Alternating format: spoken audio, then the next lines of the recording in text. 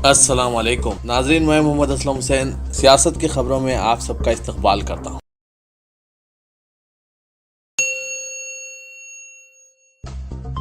جمعیت العلماء ہند کے general secretary مولانا محمود مدنی نے اپنے عہدے سے استعفیٰ دے دیا ہے۔ مولانا محمود مدنی نے اپنے دستخط کے ساتھ جمعیت العلماء ہند کے صدر کے نام استعفے کا خط لکھا ہے۔ 2 سطر پر مشتمل اپنے استعفیٰ نامہ میں مولانا محمود مدنی نے لکھا ہے کہ بصید احترام جناب والا کی خدمت میں عاجزانہ عرض ہے کہ یہ ناکارہ اپنی تمام تر نااہلیوں اور مختلف ذاتی اقدار کی بنا پر ناظم عمومی جمعیت العلماء ہند کے عہدے سے مستعفی ہوتا ہے۔ ایک نیوز پورٹل نے براہ راست مولانا محمود مدنی سے بات کر کے اس خبر کی تصدیق بھی کی ہے۔ استعفے نامہ کی بنیاد پر سوشل میڈیا پر یہ رائے قائم کی ہے کہ شاید اب جمعیت العلماء ہند ایک ہو جائے گی اور اختلاف ختم ہو جائے گا۔ بی جے پی صدر امت شاہ کو آج سوائن فلو کے علاج کے لیے آل انڈیا انسٹی ٹیوٹ آف میڈیکل سائنس ایمز میں شریک کیا گیا ہے۔ امت شاہ نے ٹویٹر پر کہا کہ مجھے سوائن فلو کی تشخیص ہوئی ہے جس کا علاج جاری ہے۔ انہوں نے کہا کہ بھگوان کی کرپا اور آپ کی دعاؤں سے میں جلد ٹھیک ہو جاؤں گا۔ ایمز ذرائع نے بتایا کہ بی جے پی لیڈر کو سینے میں تکلیف اور سانس لینے میں مشکلات کی شکایت پر شریک کیا گیا۔ وہ رات تقریباً 9 بجے ہاسپٹل پہنچے اور انہیں اولڈ پرائیویٹ وارڈ میں شریک کیا گیا۔ ڈاکٹروں کی ایک ٹیم ان کی حالت پر نظر رکھے ہوئے ہیں۔ کرناٹک ہائی کورٹ کے چیف جسٹس دنیش مہیشوری اور دہلی ہائی کورٹ کے جسٹس سنجیو کھنہ کو ترقی دے کر سپریم کورٹ میں جج مقرر کیا گیا ہے، جبکہ قانونی برادری کی جانب سے ان تقررات پر سوال کیے گئے ہیں۔ مہاراشٹر میں بی جے پی کے ایک مقامی کارکن کی دکان سے بڑے پیمانے پر ہتھیاروں کا بڑا ذخیرہ برآمد کر لیا گیا، جن میں 170 سے زیادہ بندوقیں، تلواریں، بڑے چاقو اور چاقو شامل ہیں۔ پولیس کے بموجب دھننجے کلکرنی کو، جو ضلع تھانے میں بی جے پی کی ڈومبے ویلی سٹی یونٹ کا نائب صدر ہے اور جس کے اسٹور سے یہ ضبطیاں عمل میں آئی، گرفتار کر لیا گیا۔ کلیان کرائم برانچ کی جانب سے کیے گئے دھاوے کے دوران یہ ہتھیار برآمد کیے گئے۔ اداکار عمران ہاشمی نے خیال ظاہر کیا ہے کہ ان کی فلم چیٹ انڈیا کے نام میں تبدیلی کا کوئی جواز انہیں نظر نہیں آتا اور اس سے ملک کی یہ ذہنیت ظاہر ہوتی ہے کہ لوگوں کے نام بدلنے میں دلچسپی ہے، سسٹم بدلنے میں نہیں۔ فلم ساز نے کہا ہے کہ central board of film certification نے ان کے فلم کے ٹائٹل چیٹ انڈیا کو گمراہ کن قرار دیا ہے۔ بورڈ کے ساتھ بات چیت کے بعد پروڈیوسر نے فلم کا نام بدل کر وائی چیٹ انڈیا رکھ دیا۔ جمعے کو اس فلم کی ریلیز سے ایک ہفتہ پہلے اس کا نام تبدیل کیا گیا۔ عمران ہاشمی نے میڈیا کو بتایا کہ ہمارے ملک میں ہم نظام نہیں بدلتے، ہم صرف نام بدلتے ہیں، کیونکہ یہ کام بہت آسان ہے۔ دیوان خانے میں بیٹھ کر نام بدل دیں، باہر جا کر نظام نہیں بدلتے کیونکہ اس کے لیے بہت کام کرنا پڑتا۔ اداکار نے اس اقدام کو مذاق خیز قرار دیا۔ گائے کے نام پر بڑھتی سیاست کے درمیان آوارہ گایوں نے اتر پردیش کی یوگی حکومت کو سب سے زیادہ پریشان کر رکھا ہے۔ پہلے تو 10 جنوری تک سڑکوں پر آوارہ گھومنے والے سبھی مویشیوں کو پکڑنے کا ذمہ ریاستی انتظامیہ کے سپرد کیا گیا تھا، اور اب لکھنؤ سے حیران کرنے والی خبر یہ آ رہی ہے کہ آوارہ گایوں کی دیکھ بھال اب جیل کے قیدی کریں گے۔ دراصل لکھنؤ ڈویژن کے سبھی جیلوں میں گو سیوا کیندر کھولے جانے کا فیصلہ کیا گیا ہے تاکہ سڑکوں پر گھومنے والی گایوں کو ان میں رکھا جا سکے۔ لکھنؤ کے کمشنر انل گرگ نے ڈویژن کے سبھی جیل افسران کو حکم دیا ہے کہ 31 جنوری تک جیلوں میں گو سیوا کیندر کھولنے کا انتظام کیا جائے۔ مقامی میڈیا ذرائع سے موصول ہونے والی خبروں کے مطابق کمشنر نے سبھی جیل سپرنٹینڈنٹ کو کہا ہے کہ وہ جیلوں کی خالی زمینوں کی تفصیلات پیش کریں تاکہ وہاں گو سیوا کیندر کھولنے کی تیاری ہو سکے۔ اطلاعات کے مطابق جیلوں میں رکھی جانے والی گایوں کی ذمہ داری قیدیوں کے کندھوں پر ہوگی۔ گایوں کے لیے جیلوں کی زمین پر گھاس بھی اگائی جائے گی۔ اتنا ہی نہیں، گایوں سے حاصل کردہ دودھ کو فروخت کیے جانے کا بھی منصوبہ ہے۔ کمشنر نے ہدایت دی ہے کہ جیلوں کے گو سیوا کیندر میں کام کرنے والے قیدیوں کو اجرت بھی دی جائے گی۔ جے این یو طلبہ یونین کے سابق صدر کنہیا کمار سمیت 10 طلبہ لیڈران کے خلاف دہلی پولیس کی جانب سے عدالت میں پیش کی گئی چارج شیٹ پر سوالیہ نشان عائد ہو گیا ہے، کیونکہ اکھل بھارتیہ ودیارتی پریشد کے سابق اراکین نے ملک کو مخالف نعرے بازی کی حقیقت کو بے نقاب کر دیا ہے اور دعویٰ کیا ہے کہ دہلی پولیس جو بھی الزامات عائد کر رہی ہے وہ غلط ہے، نیز یہ سب ایک منظم سازش کے تحت ہو رہا ہے۔ دہلی میں وومن پریس کلب میں اے بی وی پی کے سابق رکن پردیپ ناروال، جتن گورایا اور یونائیٹڈ اگینسٹ ہیٹ کے کنوینر ندیم خان نے مشترکہ پریس کانفرنس سے خطاب کیا اور دہلی پولیس اور جے این یو تقریب کا سچ بیان کیا۔ واضح ہے کہ گزشتہ دنوں دہلی پولیس نے 3 سال بعد پٹیالہ ہاؤس کورٹ میں کنہیا کمار، سید عمر خالد، شہلا رشید سمیت 10 طلبہ لیڈران کے خلاف چارج شیٹ داخل کی ہے، جس میں دعویٰ کیا ہے کہ ان لوگوں نے پاکستان کی حمایت میں اور ملک کے خلاف نعرے بازی کی ہے۔ اس میں 12 نعروں کا ذکر کیا گیا۔ اس معاملے کی سماعت 19 जनवरी को पटियाला हाउस कोर्ट में होनी है। चुनांचे इससे कबल प्रदीप और जितेंद्र ने दिल्ली पुलिस और एबीवीपी की जानिब से की जाने वाली साजिश को बेनकाब कर दिया।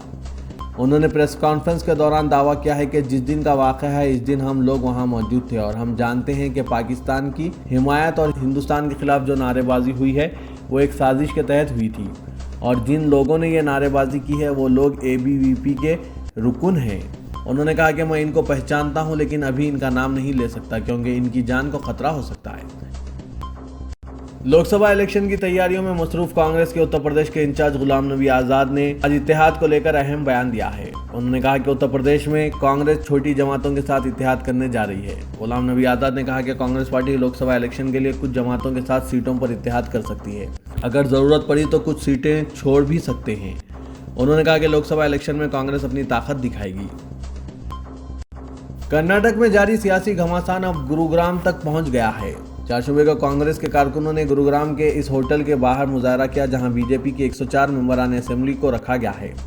रियासत में जारी सियासी उथल पुथल के दरमियान कांग्रेस जेडीएस इत्तेहाद का इल्ज़ाम है कि बीजेपी रियासत में इख्तियार की तब्दीली के लिए इनके मेंबरान असेंबली को तोड़ने की कोशिश में मसरूफ है। काबिल जिक्र है कि गुज़िश्ता कुछ दिनों से कांग्रेस के 5 रुकन असेंबली लापता हैं। कुछ दिन पहले इनके मुंबई में होने की बात सामने आई थी। कांग्रेस रहनुमा मल्लिकार्जुन खड़गे ने कहा कि बीजेपी पहले भी ऐसा कर चुकी है मगर वो नाकाम होंगे। हमारे सभी अराकीन मुत्तहिद हैं कि कोई कहीं जाने वाले नहीं है, लेकिन मीडिया के तौसीफ से बीजेपी अफवाह फैला रही है कि इनके पास 10 और 15 अराकीन हैं। ये सब झूठ है। मारूफ आलम दीन नज़रतुल उलमा के उस्ताद अदब अरबी व मुतमद तालीम मौलाना वाज़े रशीद हुसैन नदवी का इंतकाल हो गया। जैसे ही ये खबर फैली इल्मी हलकों में गम की लहर दौड़ गई। हिंद व बैरून हिंद से अहम शख्सियत की जानिब से ताज़ियतों का सिलसिला जारी हो गया। बाद नमाज ज़ोहर नज़रतुल उलमा के हाथे में मोहतरम डॉक्टर सईदुर रहमान आज़मी ने हज़ारों सौगवारों की मौजूदगी में नमाज जनाजा पढ़ाई। फिर लखनऊ से इनके जनाजा रायबरेली लाया गया जहां बाद नमाज मगरिब दूसरी नमाज जनाजा अदा की गई और तदफीन आबाई क़ब्रिस्तान दायरा शाह आलमुल्लाह तकिया कला में अमल में आई। वज़ीर-ए-आज़म नरेंद्र मोदी आज से 3 दिन के गुजरात दौरे पर होंगे। वो वाइब्रेंट गुजरात ग्लोबल समिट का इफ्तिताह करेंगे। ये कॉन्फ्रेंस गांधीनगर में 18 से 20 जनवरी तक मुनक़्क़िद हो रही है। कॉन्फ्रेंस में मुतअद्दिद ममालिक के कारोबारी वफ़द हिस्सा ले रहे हैं, लेकिन इसमें पाकिस्तान की शमूलियत नहीं होगी। रियासती हुकूमत और प्रेस इंफॉर्मेशन ब्यूरो ने मोदी के दौरे का जो शेड्यूल जारी किया है, इसके मुताबिक वज़ीर-ए-आज़म नरेंद्र मोदी 17 से 19 जनवरी तक अपने इस दौरे के दौरान दादरा एंड हवेली की दारुल हुकूमत सलवासा भी जाएंगे। गुजरात दौरे के पहले दिन 17 जनवरी को मोदी वाइब्रेंट गुजरात का इफ्तिताह करेंगे। बाद में दोपहर के वक्त अहमदाबाद में नए अस्पताल का इफ्तिताह करेंगे। हिंदुस्तानी निज़ाद इंदिरा नूई के बारे में कहा जा रहा है कि इन्हें वर्ल्ड बैंक की सदरनशीन बनाया जाने वाला है। अमेरिका के रोजनामे में इस ताल्लुक से एक रिपोर्ट शाया हुई है जिसमें मुख्तलिफ ज़राए के हवाले से इंकशाफ किया गया है कि व्हाइट हाउस वर्ल्ड बैंक के इस बावकार ओहदे पर पेप्सिको की साबिक चीफ एग्जीक्यूटिव ऑफिसर को फायज करने पर गौर कर रहा है। इस सिलसिले में अमेरिकी सदर डोनाल्ड ट्रंप की दुख्तर इवांका ट्रंप कहा जाता है कि काफ़ी दिलचस्पी ले रही है और वो चाहती है कि 63 साला इंदिरा नूई को ही आलमी बैंक की सदरनशीन बनाया जाए। खलीजी रियासत कतर की जानिब से तुर्की के साथ दोस्ताना मरासिम के तहत तुर्की पर खुसूसी नवाजिशात जारी है। दोनों मुल्कों के दरमियान 2 साल कबल तय पाए दिफाई मुआहदे के तहत कतर ने न सिर्फ अपनी ज़मीन पर तुर्की को फ़ौज अड्डा बनाने की इजाज़त दी, बल्कि मालूम हुआ है कि तुर्क फ़ौजियों को बगैर वीज़ा और कफ़ील के कतर में दाखिल होने की मुकम्मल इजाज़त हासिल है। सऊदी वज़ीर मेहनत व समाजी बहबूद व सरबराह फ़रोग़ इफ़रादी क़ुव्वत फ़ंड अहमद अल राहजी ने ऐलान किया है कि रोज़गार प्रोग्राम के तहत ऐसे निजी इदारों को जो सऊदी लड़कों और लड़कियों को मुलाजमत की तरबियत और रोज़गार फराहम करेंगे, इन्हें 36 माह तक फ़ंड तनख्वाह फराहम करेगा। रोज़गार प्रोग्राम के लिए ज़वाबित मुक़र्रर कर दिए गए हैं। इनके तहत 70% सब्सिडी रोज़गार और 30% रोज़गार तरबियत प्रोग्राम के लिए मख्तस होगी। सऊदी मुलाजिम की तनख्वाह सब्सिडी के तौर पर 36 माह तक दी जाएगी। गवर्नर ESL नरसिम्हन ने राजभवन में मजलिस के रुकन असेंबली मुमताज़ अहमद खान को कानून साज असेंबली के उबूरी स्पीकर के ओहदे का हलफ दिलाया। राजभवन के दरबार हॉल में मुनक़्क़िदा तकरीब में मुमताज़ अहमद खान ने असेंबली की रुकनियत और फिर उबूरी स्पीकर के ओहदे का उर्दू ज़बान में खुदा के नाम पर हलफ लिया। शाम ठीक 5 बजे हलफ बर्दारी तकरीब का आगाज़ हुआ, जो चंद मिनटों में इख्तिताम पजीर हुई। तकरीब के आगाज़ में सेक्रेटरी लेजिस्लेटर नरसिम्हाचार्युलू ने उबूरी स्पीकर के तकर्रुर का इलामिया पढ़कर सुनाया। मुमताज़ अहमद खान ने असेंबली के क़वायद की पाबंदी, आदाब मजलिस को मलहूज़ रखने और रिवायत की बरकरारी का हलफ लिया। इस मौके पर चीफ मिनिस्टर के चंद्रशेखर राव ने बगलगीर होकर मुबारकबाद दी और गुलदस्ता पेश किया। गवर्नर ESL नरसिम्हन और साबिक स्पीकर मधुसूदन चारी ने भी उबूरी स्पीकर को मुबारकबाद पेश की। تقریب کے آغاز اور اختتام پر قومی ترانہ بجایا گیا۔ تقریب میں وزیر داخلہ محمد محمود علی، صدر نشین قانون ساز council Swami Goud, chief secretary S K Joshi, ارکان پارلیمنٹ، صدر مجلس اسد الدین اویسی، امین الحسن جعفری، احمد پاشا قادری، معظم خان، کوثر محی الدین، احمد بلالہ، وی سرینواس گوڑ، نائب صدر نشین قانون ساز council N Vidya Sagar, director general police Mahender Reddy, commissioner police Hyderabad Anjani Kumar کے علاوہ عہدیداروں اور سیاسی قائدین نے شرکت کی۔ تلنگانہ اسمبلی کے لیے منتخب بی جے پی کے واحد رکن راجہ سنگھ نے مجلس اتحاد المسلمین سے تعلق رکھنے والے عبوری اسپیکر ممتاز احمد خان کے روبرو ایوان کی رکنیت کا حلف نہیں لیں گے۔ گوشہ محل سے منتخب راجہ سنگھ نے کہا کہ یہ ان کی پارٹی کا نہیں بلکہ شخصی فیصلہ ہے۔ قبل ازیں اس مسئلے پر میڈیا نمائندوں کے ایک سوال پر بی جے پی کے ریاستی صدر ڈاکٹر کے لکشمن نے جواب دیا کہ وہ اس ضمن میں تفصیلات سے باخبر نہیں ہیں، بلکہ دوسروں کی طرح وہ خود بھی اخبارات میں یہ خبر دیکھے ہیں۔ تلنگانہ قانون ساز کونسل کے 3 ارکان کو انحراف قانون کے تحت کونسل کی رکنیت سے نااہل قرار دیا گیا ہے۔ صدر نشین کونسل کے سوامی گوڑ نے آج تینوں ارکان کے یادو ریڈی، آر بھوپتی ریڈی اور ایس راملو نائک کو رکنیت سے نااہل قرار دیتے ہوئے احکامات جاری کیے۔ ریاست کے مفادات کا تحفظ اور مرکز کی اجارہ داری کو توڑنے کے لیے تیسرے محاذ کی کوششوں میں شدت پیدا ہو گئی ہے۔ تلنگانہ میں برسر اقتدار ٹی آر ایس اور آندھرا پردیش کی اہم اپوزیشن وائی ایس اور کانگریس میں عملاً اتحاد ہو گیا ہے۔ قومی سطح پر علاقائی پارٹیوں کو ایک پلیٹ فارم پر لانے کی کوشش میں مصروف اور فیڈرل فرنٹ کے قیام میں سرگرم تلنگانہ کے چیف منسٹر کے چندر شیکھر راؤ کے فیصلے پر جگن موہن ریڈی نے رضامندی ظاہر کر دی۔ کے سی آر کی فون پر بات چیت کے بعد وائی ایس اور کانگریس کے سربراہ جگن موہن ریڈی اور ٹی آر ایس کے ورکنگ پریزیڈنٹ کے ٹی راما راؤ نے آج ملاقات کی۔ جگن موہن ریڈی کی قیامگاہ پر ہوئی اس 1 گھنٹہ طویل ملاقات میں دونوں قائدین نے مستقبل کے لائحہ عمل پر بات چیت کی۔ حالانکہ دونوں ہی قائدین نے اس ملاقات کو شروعات قرار دیا ہے۔ کے ٹی آر کے ہمراہ تلنگانہ راشٹر سمیتی کے سرکردہ قائدین بھی موجود تھے۔ شہر حیدرآباد میں غیر قانونی سرگرمیوں میں گزشتہ کچھ دنوں سے اضافہ دیکھا جا رہا ہے۔ تازہ ترین واقعے میں منگل ہاٹ علاقے میں ایک شخص نے تلواریں لہرا کر عوام کو خوفزدہ کیا ہے اور ایک شخص کو زخمی کر دیا۔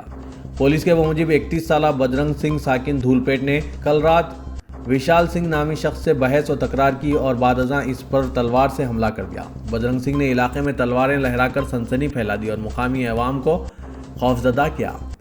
بتایا جاتا ہے کہ بجرنگ سنگھ نے حالیہ اسمبلی انتخابات میں آزاد امیدوار کی حیثیت سے مقابلہ کیا تھا۔ پولیس منگل ہاٹ نے بتایا کہ بجرنگ سنگھ نے وشال سنگھ کا قتل کرنے کی غرض سے تلوار سے حملہ کیا۔ انسپکٹر منگل ہاٹ رنویر ریڈی نے بتایا کہ بجرنگ سنگھ کو گرفتار کر لیا گیا ہے اور اس کے قبضے سے ہتھیار برآمد کر لیے گئے ہیں۔